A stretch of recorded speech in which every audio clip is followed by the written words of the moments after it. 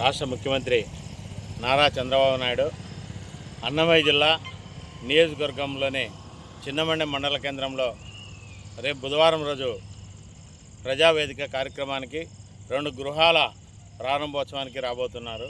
అయితే ఇక్కడ ప్రజలు మాత్రం ఆయన మీద పెద్ద ఎత్తున కూటమి ప్రభుత్వం వచ్చిన తర్వాత మాకు పెద్ద ఎత్తున లబ్ధి చేకూరుతుందని ఒక ఆశతో ఎదురు చూస్తున్నారు.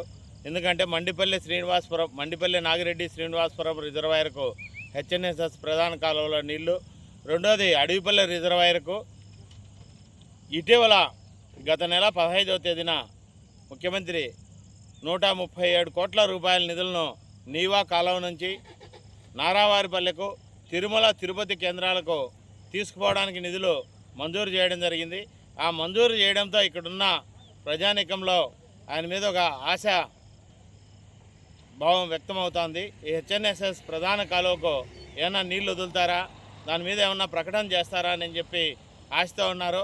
మరి ఆ విధంగా ప్రకటన చేస్తారా, తను అన్ని చోట్ల చెప్పాల్సిన గ్రామ ఫోన్ రికార్డు ఏదైతే ఉందో దాన్నే చెప్పేసి పోతారనేది రేపు ఆయన కార్యక్రమం తర్వాత ప్రజల ఆకాంక్షలకు అనుగుణంగా ఉంటుందా, లేదా తన ఆలోచన తను ఏం చెప్పాలనుకున్నారో దానికి అనుగుణంగా ఉంటుందో మరి వేచి చూడాల్సిందే.